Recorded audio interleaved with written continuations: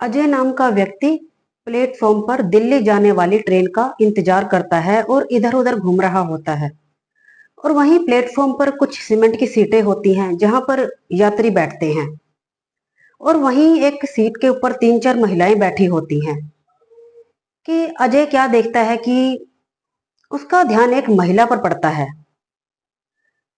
वह महिला जिससे उसका 5 साल पहले तलाक हो चुका होता है। वह जैसे ही उसके पास जाता है, आगे बढ़ता है कि वह अपनी पत्नी जिसका नाम सुनीता होता है, सुनीता से उसका 5 साल पहले तलाक हो चुका होता है। वह सुनीता को देखकर हैरान हो जाता है और वहीं खड़ा हो जाता है और सुनीता से पूछता है कि सुनीता, तुम यहाँ कैसे, और तुमने अपनी हालत कैसी बना रखी है? क्या बात है, सब ठीक तो है? कोई तुम्हें देखकर लग रहा है कि बहुत परेशानी में हो, और यहाँ कैसे? तो उसका पति अजय जब यह बात पूछता है अपनी पत्नी से, तो वह रोने लगती है, उसकी आंखों से आंसू टपकने लगते हैं। जैसे ही वह बातों की शुरुआत करते हैं कि थोड़ी देर बाद वहां ट्रेन आ जाती है। और ट्रेन जब आती है तो ट्रेन में इतनी भीड़ भाड़ होती है कि अजय जैसे तैसे करके एक सीट घेर लेता है और वहीं अपनी पत्नी के साथ बैठ जाता है। और दोनों पति पत्नी एक दूसरे को देखकर हैरान हो जाते हैं और एक दूसरे को एकटक देखते ही चले जाते हैं। और वहीं थोड़ी देर बाद एक चने वाला आता है। वह दो जगह 20-20 रुपए के चने लेता है और अपनी पत्नी को बोलता है कि यह चने खा लो। तो उसकी पत्नी इनकार कर देती है और बोलती है कि मेरा ईमान नहीं मान रहा कि मैं यह चने खाऊं। तो उसका पति अजय बोलता है कि ऐसी तो कोई बात नहीं, तुम इतना क्यों सोच रही हो, लो चने पकड़ो और इसे खाओ। तो उसकी पत्नी ले लेती है और खाने लगती है। और दोनों की ही बातें शुरू हो जाती हैं कि वह अपनी पत्नी से पूछता है कि सुनीता, तुम यहाँ कैसे और कहाँ जा रही हो? तो वह बोलती है कि मेरे पिता हॉस्पिटल में दिल्ली में एडमिट हैं और मैं उन्हीं का ही पता लेने जा रही हूँ। तो अजय बोलता है कि तुमने अपनी हालत कैसी बना रखी है, क्या बात है, तुम्हारा तो घर का जो हाल चाल था, घर की जो स्थिति थी बहुत अच्छी थी, तो फिर ऐसे कैसे? तो वह बताती है कि माँ गुजर गई है और पिता बीमार हैं, हॉस्पिटल में एडमिट हो गए हैं, और भाई ने बहुत कुछ बर्बाद कर दिया है। तो उसका पति बोलता है कि मैंने तुम्हें तलाक के दौरान 10 लाख रुपए भी दिए थे। तुमने तो उस समय कहा था कि मैं कोई कामकाज शुरू करूंगी, तो क्या रहा? तो उसकी पत्नी बोलती है कि तुमने जो 10 लाख रुपए दिए थे वह तो मेरे भाई ने बर्बाद कर दिए, तो अब मेरे पास कुछ नहीं रहा। तो उसका पति बोलता है कि तुम परेशान मत हो, अगर तुम्हें पैसों की अगर और जरूरत है तो तुम मुझसे ले लो। तो उसकी पत्नी बोलती है नहीं, मुझे जरूरत नहीं। और तो उसका पति बोलता है कि और बताओ, तुम्हारा जीवन कैसे चल रहा है और क्या कर रही हो आजकल? तो उसकी पत्नी बोलती है कि कुछ नहीं, बस बेटी के साथ रहती हूँ और जीवन यापन हो रहा है, और घरों में काम करती हूँ, 8-10 हजार रुपए महीने का कमा लेती हूँ। तो उसका पति जब यह बात सुनता है तो सुनकर हैरान हो जाता है और उसकी आंखों से आंसू टपकने लगते हैं, जैसे कि उसके पैरों के नीचे से जमीन खिसक गई हो।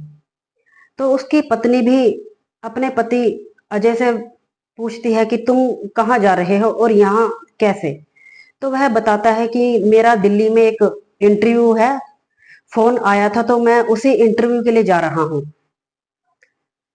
तो तो सुनीता अपने पति से पूछती है और बताओ, माता पिता कैसे हैं और घर में सब कैसे हैं? तो अजय बताता है कि माता पिता तो गुजर चुके हैं और घर में भाभी बीमार रहती है और एक भाई है, बस दोनों ही अपने खाते कमाते हैं और जीवन यापन कर रहे हैं। तो सुनीता बोलती है कि माता पिता गुजर गए, तुमने तो एक खबर भी नहीं लगने दी, मुझे पता भी नहीं चला। तो अजय बोलता है कि जो होना था सो हो गया, अब छोड़ो इन बातों को। तो ऐसे ही करते करते तो अजय सुनीता से बोलता है कि और बताओ मेरी बेटी कैसी है। तो सुनीता बोलती है कि बेटी तो ठीक है, लेकिन तुम्हें बहुत याद करती है कि मेरे पापा कब आएंगे। तो मैं हमेशा बस दिलासे उसे देती रहती हूँ, कुछ ना कुछ उसे बोल देती हूँ, लेकिन वह आपको बहुत याद करती है, अपने पिता को बहुत याद करती है। तो जब वह अजय इस बात को सुनता है तो वह बहुत हैरान होता है और बहुत भावुक भी हो जाता है अपनी बेटी की जब यह बात सुनता है। तो ऐसे ही बातें करते करते समय गुजर जाता है और वहीं उनका दिल्ली स्टेशन आ जाता है। तो अजय अपनी पत्नी से बोलता है कि तुम्हें यहाँ कितना समय लगेगा, तो जैसे ही तुम यहाँ से फ्री हो जाओ तो मुझे फोन करना। तो उसकी पत्नी बोलती है मुझे 2-3 दिन का समय लगेगा और मैं जैसे ही यहाँ से मैं फ्री हो जाऊंगी तो मैं तुम्हें कॉल करके बताऊंगी। तो ऐसे ही अजय अपने रास्ते चले जाता है और उधर सुनीता अपने रास्ते चली जाती है। अजय का अगले दिन अजय दिल्ली में ही एक कंपनी में इंटरव्यू के लिए जाता है और उसका इंटरव्यू क्लियर हो जाता है और उसकी एक मैनेजर की पोस्ट पर एक अच्छी जॉब लग जाती है और तनख्वाह 50,000 महीना होती है। वह इस खुशखबरी को अपनी पत्नी को बताता है और अपनी पत्नी को फोन करता है और बताता है कि सुनीता मेरी एक बहुत अच्छी कंपनी में नौकरी लग गई है मैनेजर की पोस्ट पर, और जो तनख्वाह है वह 50,000 रुपए है। तो उसकी पत्नी भी बोलती है कि चलो यह तो बहुत अच्छी बात है कि तुम्हारी नौकरी लग गई। तो जैसे ही 2-3 दिन गुजरते हैं कि सुनीता अजय को फोन करती है और बताती है कि मैं घर से निकल रही हूँ। तो जैसे ही सुनीता वहां स्टैंड पर पहुंचती है, बस स्टैंड पर पहुंचती है और उधर से अजय भी आ जाता है, तो वह सुनीता जो अपना अपने घर जाती है तो वह अपना बस से जाने का सोचती है। तो उधर से अजय भी आ जाता है, दोनों पति पत्नी वहीं बस स्टैंड पर मिलते हैं और ऐसे ही उधर खाते पीते हैं कि बस आ जाती है और वहीं बस ले लेते हैं और बस में सीट पर बैठ जाते हैं। तो अजय अपनी पत्नी से पूछता है कि और बताओ, और तुम्हारे पापा कैसे हैं और भाई कैसा है। तो बोलती है कि पापा की तबीयत में तो पहले से सुधार है और भाई का तो वही हाल है कि नशे पते करता है और बहुत कुछ बर्बाद कर दिया है उसने। तो उसकी पत्नी बोलती है कि अजय मैं तुमसे कुछ कहना चाह। तो अजय बोलता है कि बताओ क्या कहना चाहती हो। तो सुनीता बोलती है कि अजय मैंने बहुत बड़ी गलती कर दी, तुमने उस समय मुझे बहुत रोका था कि तलाक मत लो, और तुमने दारू पीनी भी कम कर दी थी और तुमने बहुत अपने आप में बदलाव कर लिया था, लेकिन मैंने तुम्हारी बात नहीं मानी और उस समय मैंने तुमसे तलाक ले लिया। तो अजय बोलता है कि गलती तो तुमसे हुई है, उस समय मैंने तुम्हें बहुत रोका था, बहुत कहा था कि मैं सुधर जाऊंगा और पीना खाना भी सब छोड़ दूंगा, लेकिन तुमने मेरी एक नहीं सुनी और तुमने तलाक ले लिया और तुम अपने मायके वापस चली गई। तो दोनों ही बातें करते हैं और ऐसे ही बातें करते करते सुनीता बोलती है कि अजय मैं तुम्हारे साथ फिर से अपना घर बसाना चाहती हूँ, अगर तुम चाहो तो। अजय जैसे ही यह बात सुनता है तो बोलता है कि सुनीता मुझे कोई ऐतराज नहीं, घर के दरवाजे पहले भी खुले थे तुम्हारे लिए और आज भी खुले हैं, तुम्हारा जब दिल करे तुम, तुम्हारा घर है, तुम जब चाहे तुम अपने घर वापस आ सकती हो, मुझे कोई ऐतराज नहीं।